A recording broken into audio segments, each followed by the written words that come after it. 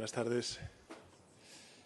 Vamos a esperar a que pase la delegación antes de empezar la rueda de prensa.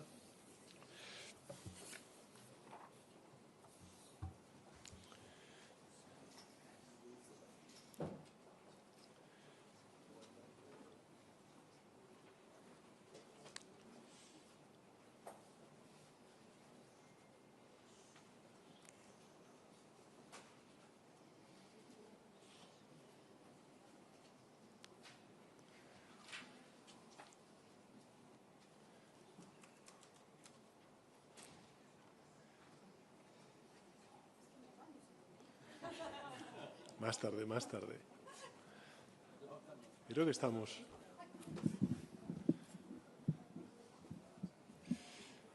No está el embajador, ministro, ¿no? Sí, bueno. Bueno, vamos a dar comienzo a la comparecencia. En primer lugar, agradecer a los medios de comunicación. Aquí está el embajador. No, es importante porque siempre lo hago en todas las comparecencias y especialmente cuando hablamos de la OTAN.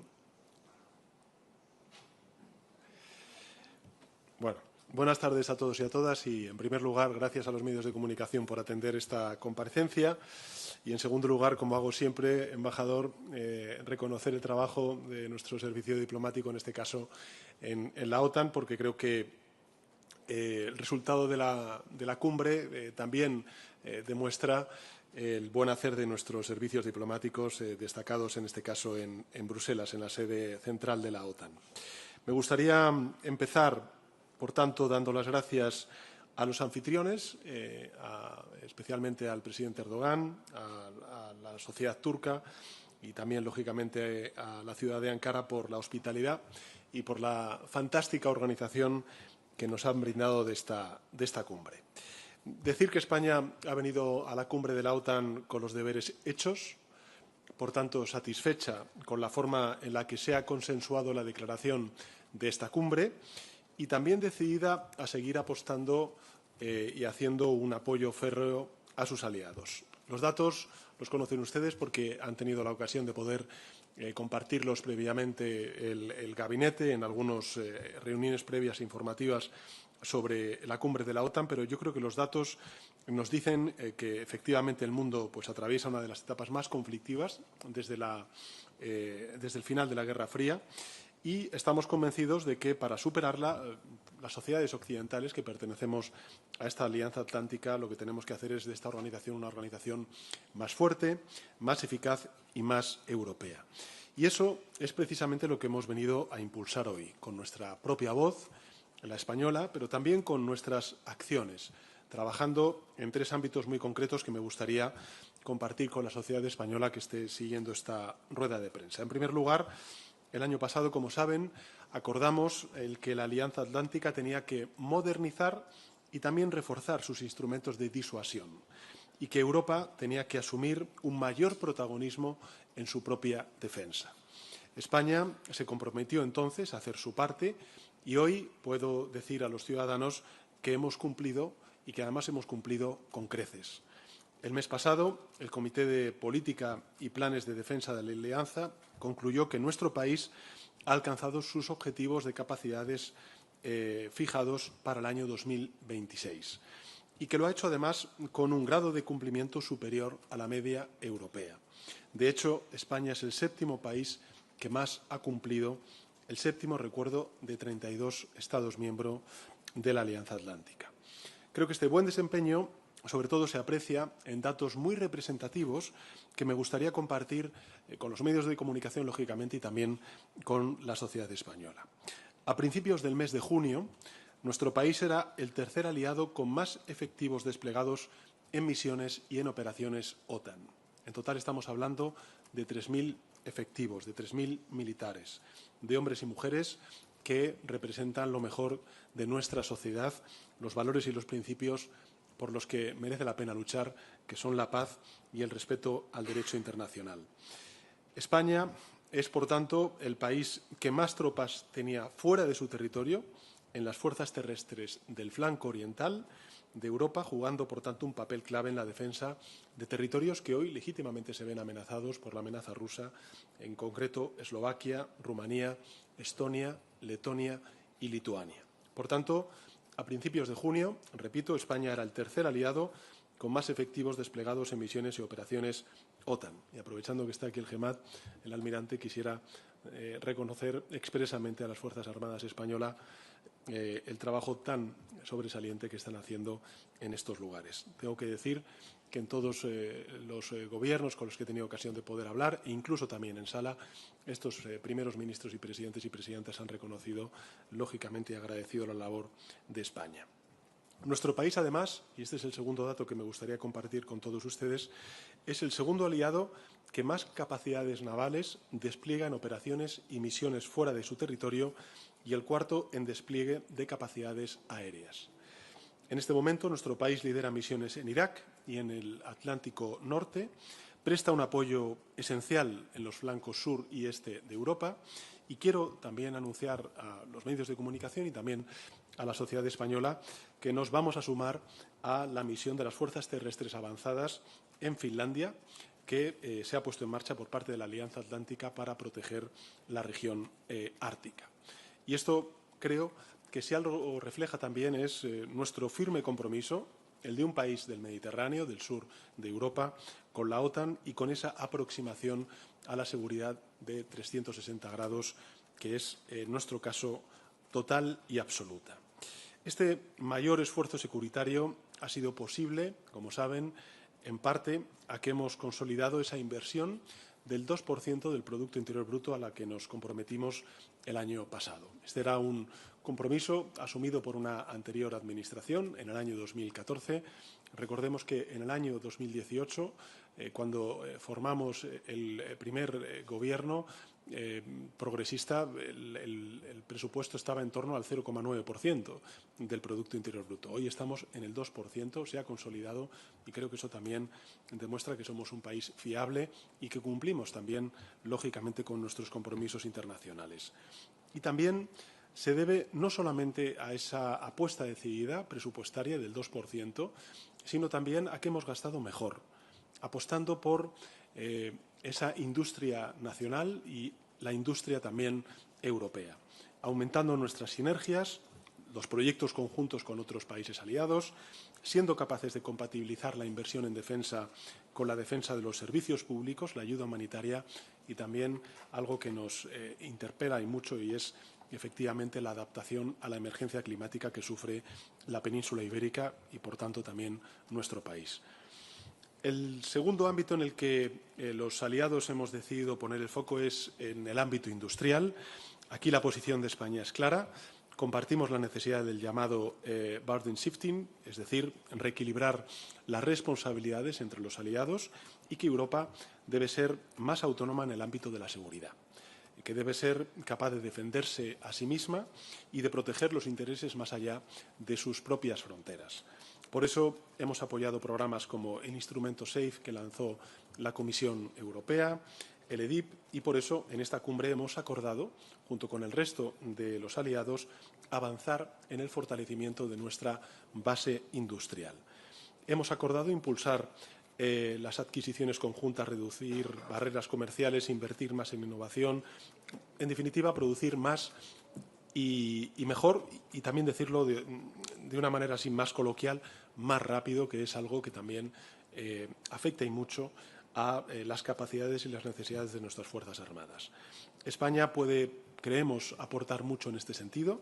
Tenemos empresas que son punteras, tenemos también una posición geopolítica privilegiada que nos permite cooperar con la mayoría de los países del mundo y un instrumento clave para hacerlo que es ese plan industrial de seguridad y de defensa dotado con 10.400 millones de euros que aprobamos el año pasado y que fue objeto de mi comparecencia ante las Cortes Generales.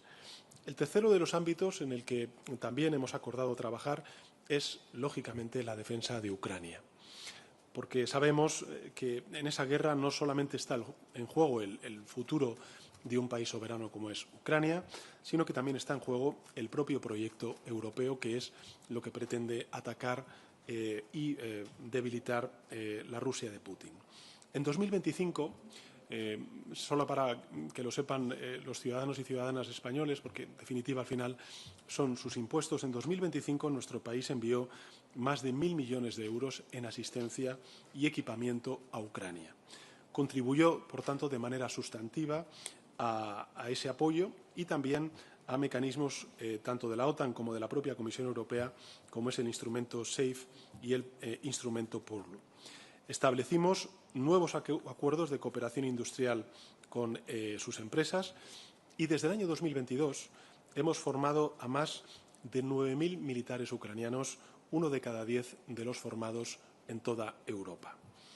Esto hace que nuestro país se convierta en el 8º aliado de 32 de la OTAN y el 5º país de la Unión Europea, de 27, que más apoyo a Ucrania ha desplegado en el año 2025. El 8º de la OTAN, el 5º de la Unión Europea en el año 2025. Alcanzando una cifra total, desde que empezó el conflicto, desgraciadamente, hace ya casi 5 años, vamos del 4º año de guerra para el 5º, alcanzando una cifra total de 3.800 millones de euros.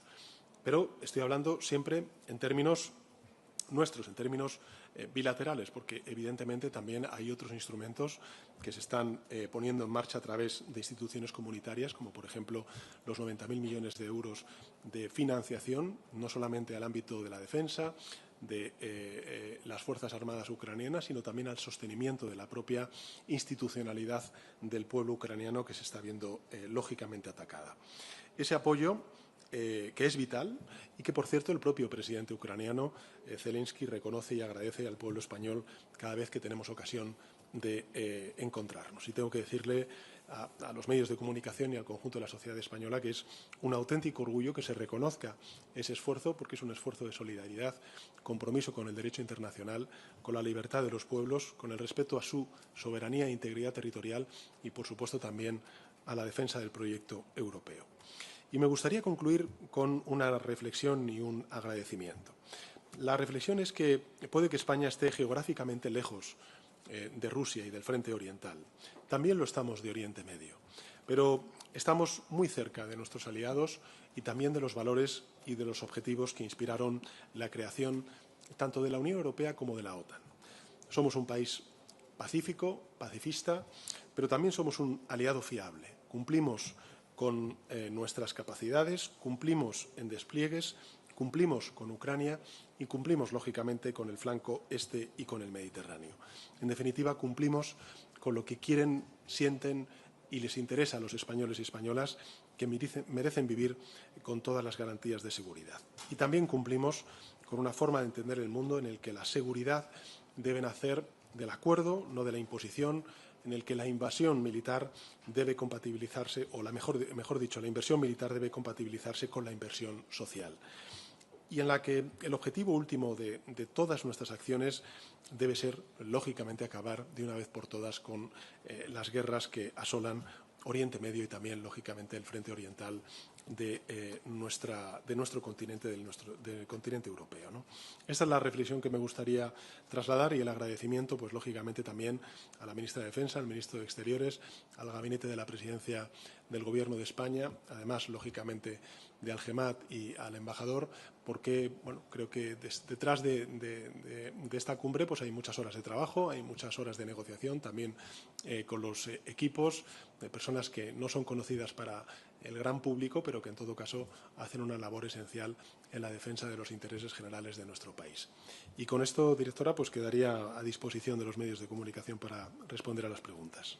Muchas gracias, presidente. Empezamos con Iñaki Aguado, Telecinco. Hola, ¿qué tal? Muchas gracias. Buenas tardes, presidente. Me gustaría preguntarle si en el transcurso de esta cumbre de la OTAN ha tenido oportunidad de saludar o intercambiar algún comentario con el presidente Donald Trump y, en concreto, preguntarle cómo se toma los ataques que ha pronunciado hoy, porque bueno, parece razonable pensar que no por esperados sonar menos graves cuando habla de España como causa perdida, aliado terrible, mala gente, que hay que cortar relaciones con España o sugerir al propio secretario general de la OTAN que expulsen a España de la Alianza Atlántica. Me gustaría saber cómo se toman esos ataques y si estas amenazas se compadecen con la realidad de la relación diplomática y los contactos que el Gobierno de España mantiene con Estados Unidos en el ámbito de la OTAN. Porque todos estos datos que nos explica el Gobierno a los medios de comunicación y a la opinión pública también se presentan ante los aliados de la OTAN y me gustaría conocer cuál es la respuesta que tiene la administración americana cuando escuchan esta información. Y sobre este asunto, un último punto, me gustaría saber si ha podido hablar con la presidenta de la Comisión Europea, con Ursula von der Leyen, y si han comentado estos últimos ataques de Donald Trump. Y en clave nacional le voy a pedir una valoración sobre las palabras del líder de la oposición cuando ha hablado en las últimas horas de bajas laborales, absentismo laboral en términos de cáncer. Me gustaría saber qué reflexión hace usted de estas palabras. Y muchas gracias. Muchas gracias, Iñaki. Sí he tenido ocasión de poder intercambiar una charla informal con el presidente de Estados Unidos. Hemos hablado de fútbol, del Mundial en Estados Unidos.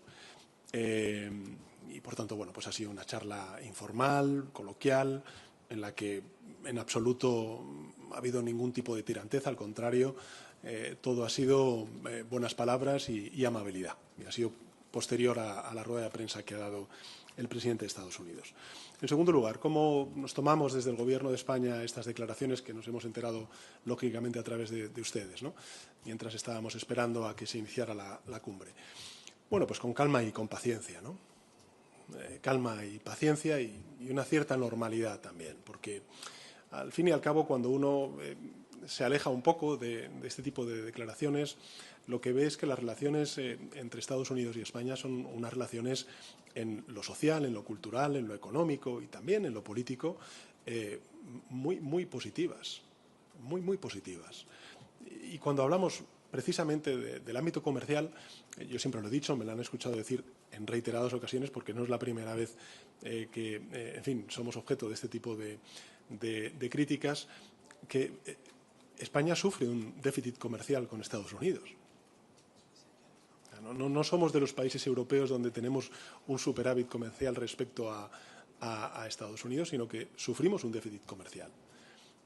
En segundo lugar, como bien ha recordado hoy la propia Comisión Europea, la política comercial es una política común, es una política que está en manos de las instituciones comunitarias, que ya, por cierto, han salido públicamente recordando pues las características de esa política comercial. Por tanto, somos un bloque comercial y es con la Comisión Europea con quien hay que negociar todos los acuerdos comerciales, incluso también las tarifas o los aranceles que la Administración estadounidense pues ha impuesto a la Unión Europea previamente, ¿no? Y que, por cierto, desde España siempre hemos tenido una actitud absolutamente constructiva en el sentido de apoyar a la Comisión Europea para poder llegar a un acuerdo y ser ratificado también en el Parlamento Europeo por las fuerzas, en este caso, europeístas, para, de alguna manera, dar esa predictibilidad a los agentes económicos que operan tanto en Estados Unidos como en la Unión Europea. Por tanto, esa es la segunda cuestión que me gustaría trasladar. Y la tercera es que, en fin, yo soy socialdemócrata, ¿no?, pero, en fin, las relaciones comerciales se tejen entre empresas, no entre gobiernos, entre Estados. Por tanto, pues creo que, en fin, más allá de todo esto, las relaciones son positivas. España es un país que trabaja por tener las mejores relaciones con todos los países, sobre todo con países aliados, con los que tenemos lazos muy consolidados, que han trascendido la orientación ideológica de las administraciones que han estado en España o en Estados Unidos a lo largo de las décadas. Y bueno, a partir de ahí, pues si me permite, aprovechando la pregunta sobre Estados Unidos, felicitar al pueblo americano por el 250 aniversario de su independencia y de su creación. Y finalmente, sobre las declaraciones del jefe de la oposición, yo creo que ya cuando se habla de absentismo laboral estamos hablando de una aproximación equivocada. Habría que hablar mejor de bajas laborales, de incapacidad temporal, porque de alguna manera ya se pone un estigma sobre esa realidad que existe en nuestro país, y es la de que efectivamente hay trabajadores y trabajadoras que enferman y que lógicamente tienen todo el derecho del mundo a coger una baja laboral. En segundo lugar, me parece absolutamente desafortunado el equiparar las bajas laborales con el cáncer. Creo que es absolutamente desafortunado y que también refleja la forma de pensar que se tiene cuando se habla de estas cuestiones. Y finalmente, yo creo que también el planteamiento de todo lo que se está escuchando por parte de la oposición y también de todo lo que se está acordando, en este caso con la ultraderecha, en los gobiernos autonómicos, son recortes, es cercenar derechos, es recortar y poner en cuestión conquistas sociales y laborales que nos han tardado muchos años en poder lograr. Yo siempre recuerdo que en 2010, después de la crisis financiera y la respuesta neoliberal tan desacertada que se dio a esa crisis financiera, fueron años de durísimos recortes en todos los ámbitos, particularmente en la sanidad, en la educación, en el Sistema Nacional de Dependencia, en las jubilaciones y también en los derechos laborales. Se hizo una contrarreforma laboral que echó a millones de trabajadores y trabajadoras y de pensionistas a las calles. Bueno, tardamos más de una década en poder no solamente reconstruir esos derechos laborales y sociales perdidos, sino que incluso durante esta década, la década del 2020, lo que estamos haciendo es consolidarlos y ampliarlos. Por tanto, creo que lo que necesita España es eso, no son recortes, son la consolidación y el avance de derechos sociales y laborales, y en eso está el Gobierno de España, ¿no? He leído algo así como que quizá no se habían comunicado muy bien o explicado muy bien. Yo creo que todos hemos entendido muy bien lo que quería decir el señor Feijóo, entre otras cosas porque llueve sobre mojado. Es decir, el Partido Popular, cada vez que ha podido gobernar o ha tenido la ocasión de hacerlo, pues ha traído muchos recortes, en este caso a los derechos laborales de muchísimos trabajadores y trabajadoras de nuestro país. Seguimos con Enrique, Cadena SER.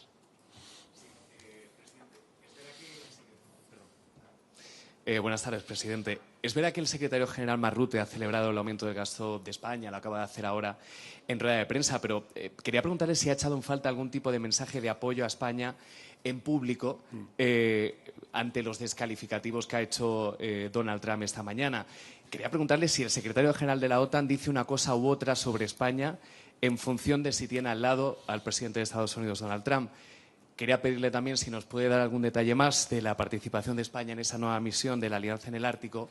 Y, por último, en clave nacional, quería preguntarle qué le parece que un juez no le haya permitido a su esposa que asista o le acompañe en esta cumbre. Muchas gracias. Bueno, muchas gracias por sus preguntas, Enrique. A ver, los datos son los datos, ahí están. Los he dicho antes en la primera de las intervenciones. España ha hecho un esfuerzo extraordinario por pasar del 0,9% en 2018 al 2% del Producto Interior Bruto en defensa en 2026. Para que nos hagamos una idea, nosotros, España, ha sido el tercer país en el año 2024 y 2025 que más ha aumentado su inversión en defensa de toda la OTAN. El tercer país. Y desde 2018, con una economía que salvo el 2020 cayó, lógicamente, por la pandemia, pero que ahora mismo lideramos entre las grandes economías europeas en términos de crecimiento económico del PIB, nosotros hemos multiplicado por 5. O mejor dicho, voy a ser más preciso y más exacto, perdón. Ha aumentado el gasto en defensa, la inversión en defensa, 5 veces más que el PIB, en un escenario de crecimiento económico. Con lo cual el esfuerzo es ingente, extraordinario, no solamente de compromiso, sino también hasta incluso de la propia gestión. Y eso lo hemos hablado en muchas ocasiones con la ministra de Defensa, con el GEMAD, con el ministro de Exteriores, con el propio embajador. Porque no es una cuestión solo de aumentar la cantidad del gasto en defensa, sino también la capacidad que tiene la Administración de poder absorber en tiempo y forma toda esa cantidad de recursos ingentes y además hacerlo bien, que de verdad sirva para modernizar a nuestras Fuerzas Armadas. Y ese es un dato que, por cierto, sí quisiera poner en valor y que creo que a sus compañeros en reuniones preparatorias con miembros del gabinete y de los ministerios correspondientes pues han tenido ocasión de poder compartir con todos ustedes, con los medios de comunicación. Pero es que ahora mismo, de esos 35.000, casi 35.500 millones de euros que estamos invirtiendo en defensa anualmente, el 44% está destinado a nuevo equipamiento.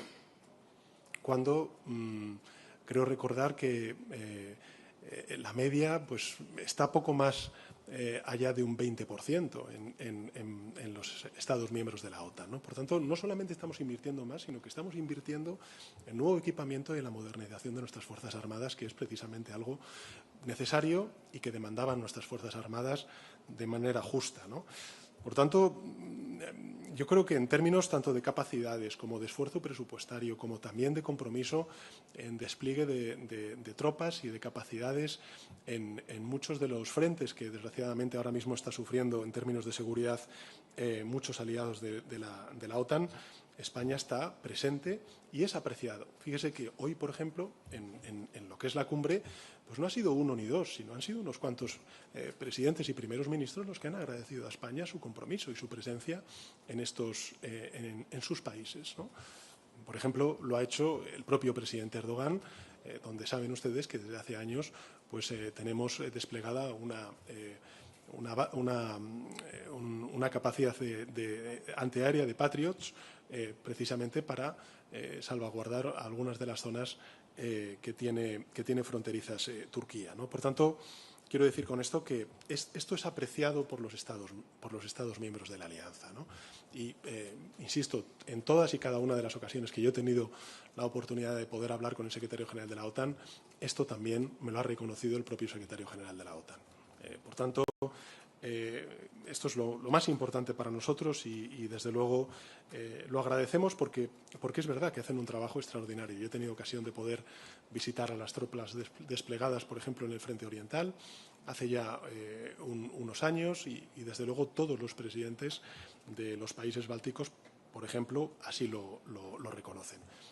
He tenido ocasión de hablar con el presidente de Finlandia también, con Stab, que agradece, lógicamente, la participación de España en esta nueva misión. Si le parece, posteriormente, pues el equipo del Ministerio de Defensa le puede decir con mayor precisión cuál va a ser la naturaleza de nuestra participación, pero creo, si la memoria no me falla, ministra, que esto será decidido en el mes de septiembre, cuando se acuerde por parte de todos los países integrantes de esta misión. Pero si hubiera alguna información que se le pueda también trasladar a usted, pues sin ningún problema por nuestra parte, ¿no?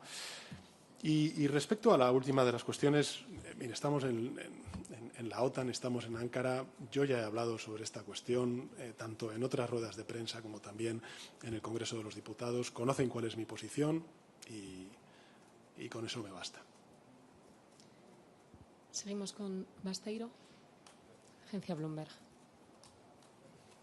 Gracias, presidente. Daniel Basteiro de Bloomberg. Solo por confirmar, Sí. usted y el presidente Trump hablaron en privado.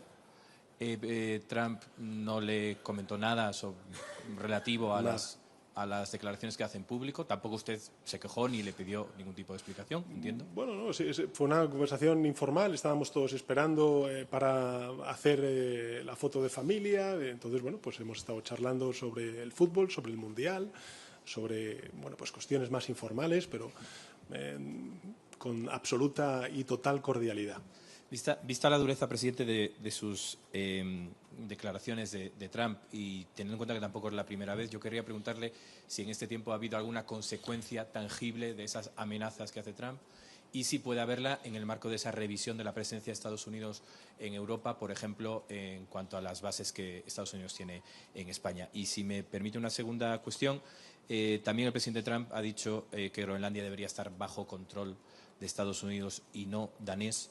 Me gustaría saber cuánto le preocupa que Estados Unidos, que ya desplegó operaciones en Venezuela, en Irán, que podrían parecer a priori poco probables, pues ataque ahora territorio europeo, que estaría dispuesta España a hacer para defenderlo. Gracias. Bueno, muchas gracias, Daniel. Bueno, yo creo que en sus tres preguntas hay un denominador común que es el de la soberanía. Respecto a lo que haga Estados Unidos con sus tropas desplegadas en Europa, es una decisión soberana que corresponde al Gobierno de Estados Unidos y al análisis de seguridad que haga las Fuerzas Armadas estadounidenses. Nosotros ahí no tenemos nada que decir. Lo que sí que puedo trasladar es que desde el punto de vista de la cooperación militar y desde la cooperación de los responsables de defensa, la colaboración es óptima. No hay en absoluto ningún tipo de dificultad, sino todo lo contrario. Un aprecio y una colaboración muy positiva entre las Fuerzas Armadas estadounidenses y las españolas. Pero, efectivamente, es una decisión soberana que corresponde al Gobierno de Estados Unidos. Nosotros sí que hemos, en ese marco de un reequilibrio en las responsabilidades de seguridad de la OTAN, pues España ha aportado soluciones y ha aportado recursos precisamente para rellenar esos huecos que deja la no presencia o la menor presencia de tropas estadounidenses en Europa. Dos, sobre nuestras relaciones con Estados Unidos. Lo vuelvo a repetir, España es un país que quiere tener las mejores relaciones con todos los países del mundo, singularmente con aquellos países que son aliados, como es el caso de Estados Unidos. Sean cuales sean las administraciones que estén. Esto ha sucedido en muchos otros momentos de la historia de España. Yo he tenido ocasión de coincidir con el presidente Trump en su primera administración, en 2018. He tenido la ocasión de coincidir con el presidente Biden y ahora con el presidente Trump. Tenemos la mejor de las voluntades y el mayor de nuestros compromisos para tener la mejor relación con Estados Unidos, porque creo que son más las cosas que nos unen de las que nos separan. También digo que nosotros tenemos una facultad que es la de, digamos, la defensa de nuestros intereses generales y, lógicamente, también las decisiones soberanas que como país tomamos. Y esas decisiones soberanas son la de responder a las capacidades que no solamente nos pide la OTAN, sino que acordamos con la OTAN el año pasado, antes incluso de la celebración de la Conferencia de La Haya. Y, en segundo lugar, pues lógicamente, el comprometer la capacidad fiscal que somos capaces de comprometer para hacer frente a esas capacidades. La buena noticia es que, como he dicho al principio de mi intervención, hemos cumplido y hemos cumplido con nota. Insisto, somos en 2024 y 2025 el tercer país de 32 que más ha aumentado su gasto en defensa, y desde 2018 a 2026, recordemos que estábamos en el 0,9, hoy estamos en el 2%, pues somos un país que ha aumentado 5 veces más que su Producto Interior Bruto el gasto en defensa. Por tanto, el compromiso es total, absoluto y rotundo.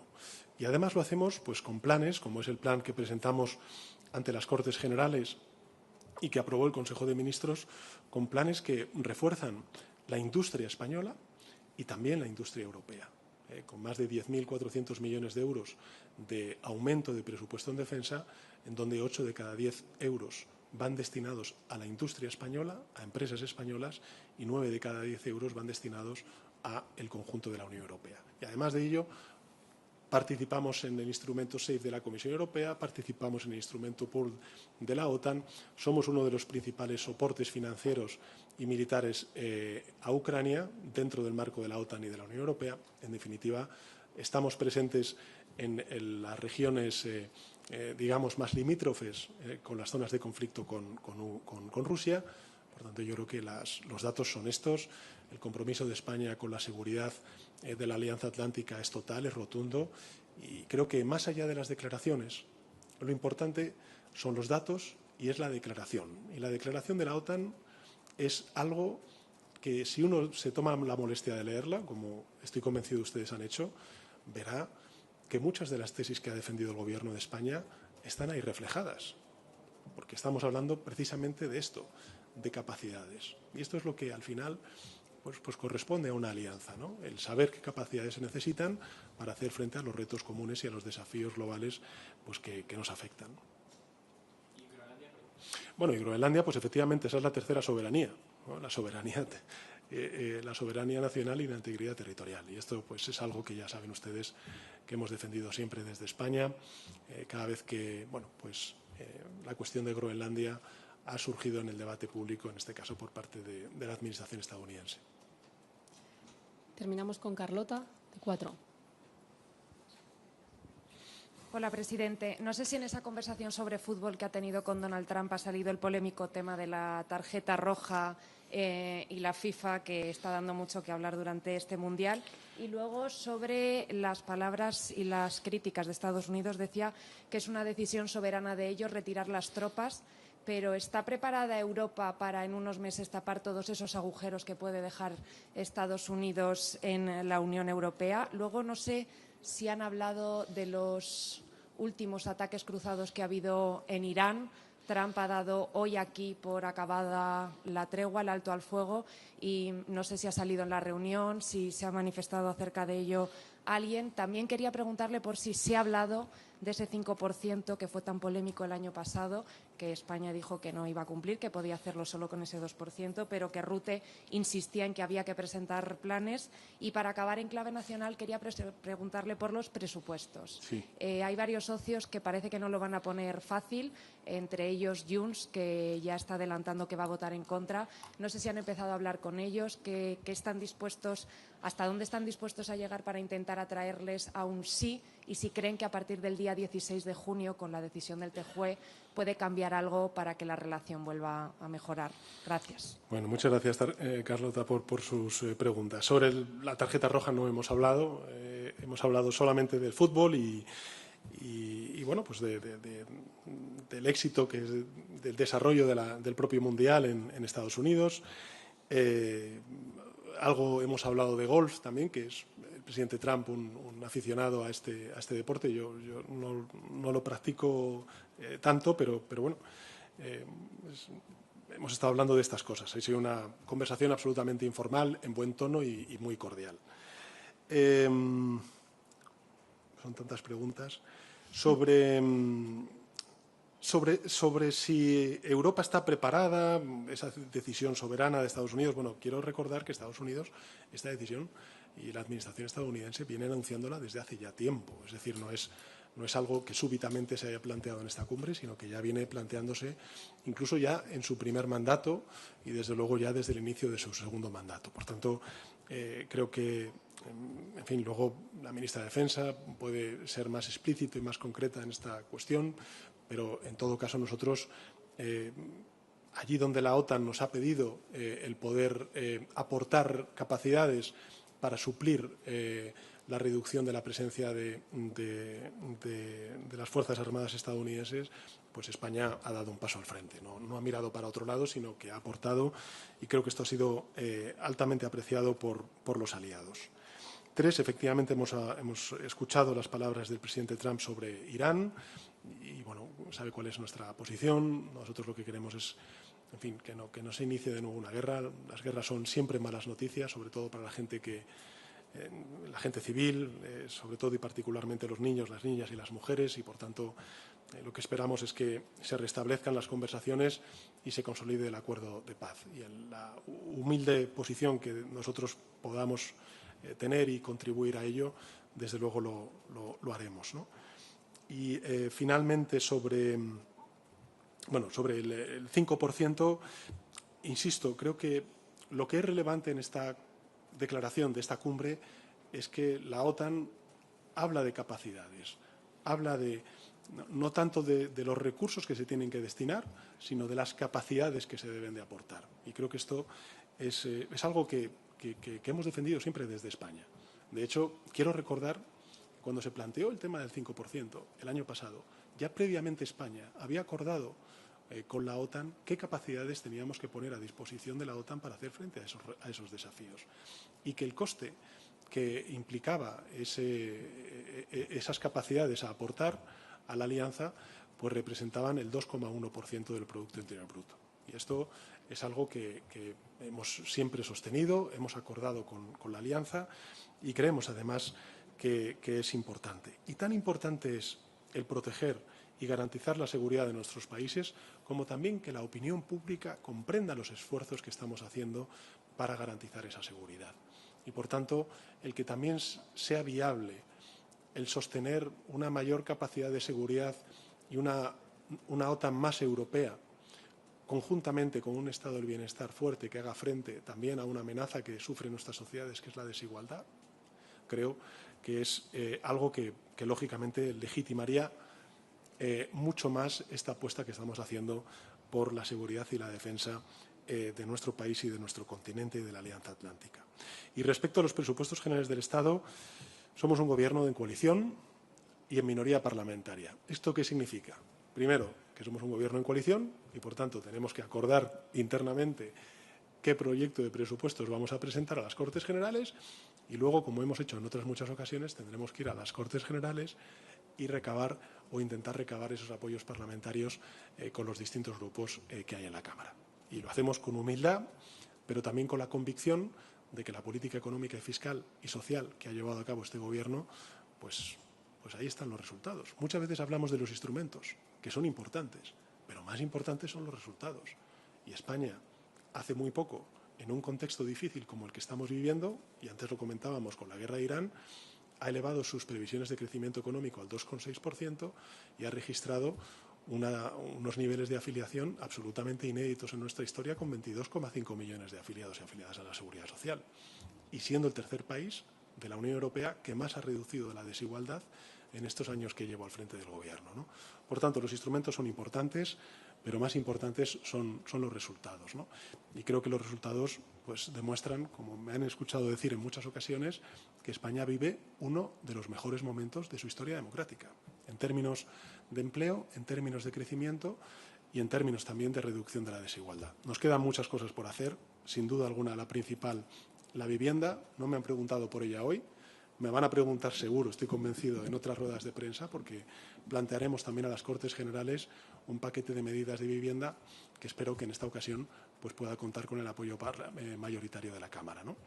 Y bueno, a seguir trabajando, ¿no? Muchísimas gracias por esta comparecencia.